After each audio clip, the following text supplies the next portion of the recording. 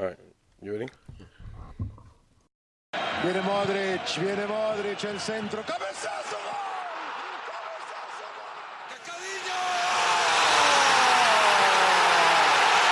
gol! Ronaldo! Manchester City are still alive here. Balotelli, Aguero! Va a pegarle Ronaldinho Gaucho. Ya lo hace. Pierna derecha, directo al arco. ¡Golazo! ¡Golazo! ¡Golazo!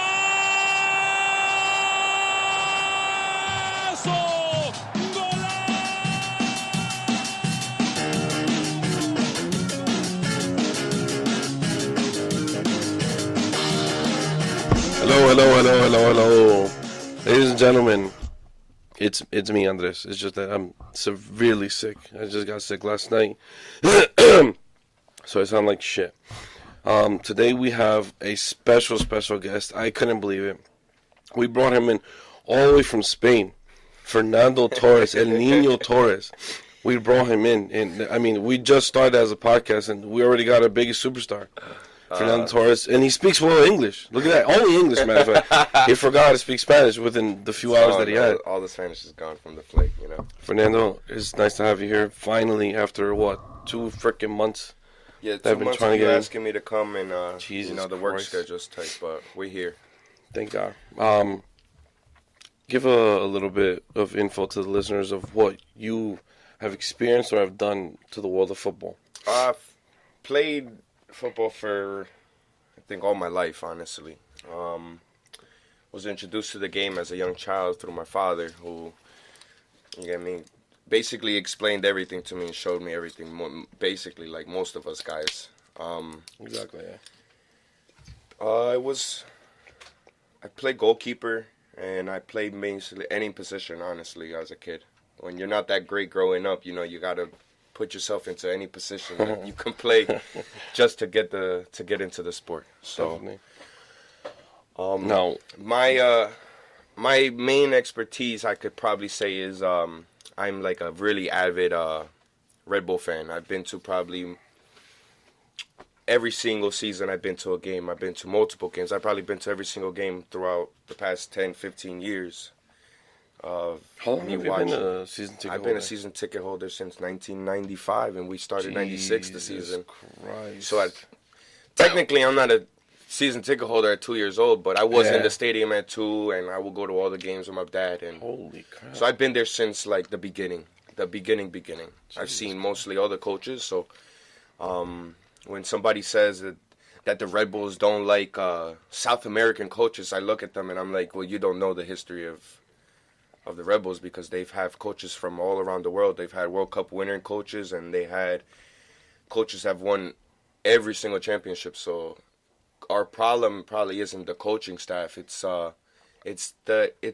way past the coaching staff. Our problem with bringing in a championship to the Red Bulls. Okay, basically we're already getting into it. Yeah. So now let's talk about last night's game. Last night's game was very, very heartbreaking to a lot of Red Bull fans. Heartbreaking, and it was like aggravating, honestly. Like to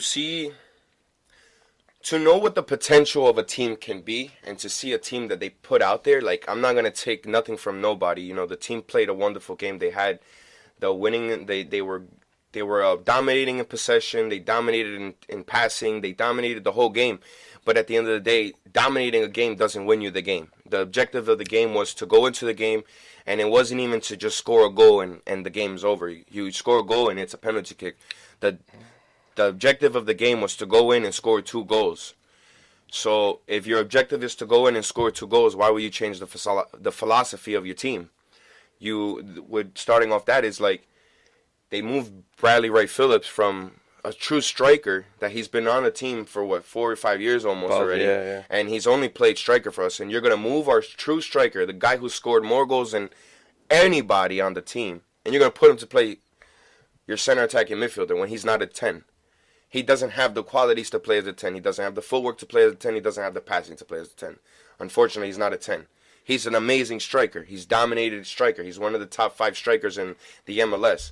So you're moving him from his dominating position to put him into a position where he doesn't play. And then, carrying on from there, you're going to bench a player you paid $6 million for, and you're going to leave him on the bench when he is your attacking midfielder. He is the player who connects our defense to our forwards. You're talking about Kaku. I'm talking about Kaku, yes. Okay. We paid $6 million for him, and $6.5 million, honestly, and we didn't even play him. We played him for 20 minutes of the game. When we're coming into a game and we have to win, why are we coming into a game trying to defend? Yeah, no, that doesn't make any sense. You want to go in and attack. And attack. And then throughout somebody can say, yeah, we did have 20 chances. We created 20 chances. But there are 20 chances created, and only 10 of those were on target. 10 of them were on target. And the reality, if you really looked at the game or you watched the game, none of those chances were honestly like, oh my God, like we had a chance to score. There was probably 2 or 3 of them, which is in the first 10 seconds of the game. Very little was on target. It was a cross from Royer that came, I believe it was Royer or Etienne that came in, and it came across the box. It crossed everybody, and it went out the back post. And Kemar Lawrence missed it by a slide tackle. Could have, right there, I understand, he put all his effort, and I can't take nothing away from our defenders, our goalie, Lawrence, or Murillo. Now, those guys are phenomenal. They play every game, and every game that they play, they're phenomenal. Our problems are not in our defense anymore. Our problems are bringing the ball from our midfield to the forwards. So distributing it to the forward, yeah. And that was our key problem yesterday. There was nobody to give that ball to Bradley Ray Phillips because he's the one giving the ball out, and that's not his position. You have a guy like Mark. I don't understand. I really don't know how to say his name. Ratkowicz or Ratkowicz, and something like that. He's played 11 UEFA games, champion games, and he's played in the Europa. How do you not play a player who's got 11 games under his belt in a higher quality of game? That's a lot of experience in that. To miss out on, to bring in someone from Europe and then to sit them down on bench makes utterly no sense. Because you want to go out in the semifinals. You're about to make history. It's not only that it's the semifinals; it's the second leg of the semifinals. Exactly. And you're home, down. And you know what your objective is to do. You're down 1-0, and 2 you don't goals. bring him in. It makes no sense to me. Like, no sense whatsoever. Absolutely none. You have to start your guys. You get me? I understand Jesse Marsh's philosophy, and I adore the philosophy that the Rebels use and trusting our young players. But at the end of the day, we dropped 2 games already in the regular season. We dropped one against Orlando and one against Real Salt Lake. We can say that they really. The Orlando one was pretty good, though. It was a really good game, but at the end of the day, they lost. They played. They weren't playing our starting defenders because we're saving them for the CONCACAF. So why wouldn't you just play all our starting team at a semifinal game that, you score 2 goals? At least, if you score 1 goal and we lose in penalties, we at least we tied it and we tried to advance, but we didn't even score a goal. The team played as if they were in advance, they were in winning, and they had the goal advantage, and they didn't have to do nothing. And in reality, they had to do way more than what they did. Very true. It's unbelievable how Jesse, Jesse's a good coach, and he hasn't brought in a championship, but he has done enough. You get me? Where it is changing the whole. When I first saw the first 5 games of the season of the Scotia and the league, I was amazed by the way that the team actually plays together. For many years, the Rebels have tried to play a long ball game, and they're not a long ball team. And I finally seen them play touching and passing, and with Rivas, Carlo Rivas, that we brought in from Orlando for Sasha Klush, and it was an amazing pickup because of the experience that he has and the speed that he has and the will. Like, I personally think he's a way better forward than Gonzalo Verón was for us. Oh yeah, and Verón was a key. Oh, yeah. People didn't like him, but he scored more of the goals that were most important, and he tied up many games for us in the last minutes of the game. Yeah, that's right. But Carlos Rivas should definitely be starting with Bradley Ray Phillips in any important game, with a lot of key players that didn't play. I don't personally think. I'm not trying to take anything from Besicor or Vala or any of our young players who actually, show, like Alex Mines. He came in 17 minutes into a game, 17 years old, and he scores his first MLS goal. You get me? I understand that you have to give the chances to these players, but You get me? If you're gonna give the chance, not in a. It's different that when we're 21 years without a championship. We're a game away from being in a final, and you're not putting your experienced grown men into the game. You're letting the boys play. And you really have to take that into consideration because, like you just said, 21 years without a single trophy.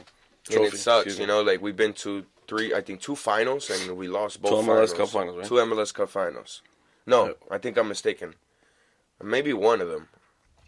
Who did Metro? Because it was Metro Stars at the time. No, Metro Stars didn't. I think they made it to the semis.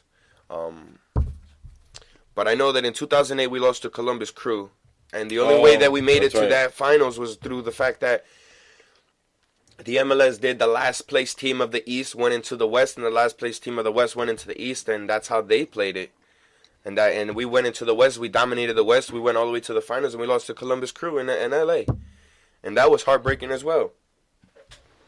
Now, let me ask you a question. On coaching, between Mike Petke and Jesse Marsh, who do you think is a better coach? Style-wise, I like Jesse Marsh. Petke's more of a stronger, strong guys. He likes tall, strong players, and Jesse Marsh likes more creative players. He lets his guys actually play the game. Yeah. And then at the end of the day, the team Mike Petke really had wasn't his team. Like he had more players from Hans Baca's era than he had from his own era. He really didn't bring in his own a bunch of his own. We really didn't pick up a lot of players the years that Mike Petke was our coach. Wasn't he very limited? He only had 2 seasons. He had 2 seasons, and in those 2 seasons, he did bring in two. In the seasons that he had coached, he brought in the supporter shield. That's right, which is the only things that we've had, and we have other undomestic cups that we've won. I think we've won one of them, but it's really not. It's not as important as this. And then we won the Arsenal, some pre-league cup, but those are not important cups. Those exactly. Honestly, don't mean nothing to nobody. And it really doesn't. And this league, we are one of the top dominating teams in this league. With Toronto FC, LA Galaxy, even though they've had a couple rough years, Portland, Seattle, these teams, they're all top teams. And the Red Bulls, I personally think, can keep up with any team in Mexico. I personally think that they just didn't have the right players on the field to play against Guadalajara. And Guadalajara didn't have a great season at all, but they came into the game and they did what they had to do the first game. They pounced on a mistake that we made. And because the goal that they scored on us in the first leg was a mistake by our defenders. It was a bad pass, and they pounced on it, and they scored. Robles really can't do it all. Robles makes 35 saves in a game. You get me? He can't save everything. No, he can't. And, he is the Iron Man. He's the best. Personally, he's the best goalkeeper in all of MLS. You think so? I think, yeah. Nick Romando is up there, but I think in the last 5 years, Luis Robles is the top goalie. The saves that he's made, the things that he's done for the team, his qualities, his leadership, everything that he brings to the plate makes him a greater player. Okay, I see what you're saying. Now, we're pretty much going to dedicate this podcast all to MLS because, you're basically the Alexi Lalas of Belleville is what I'm saying. You know what I'm saying? But, no, I've discussed with different guests, if you have heard in my previous episodes, that MLS, what is it that MLS needs to do in order to... They need to take off their... wait, hold on. What does MLS need to do to become a more competitive league or more of a known league? And will it help out the U.S. national team after their dump out? One, they need to take the cap salary off of the league.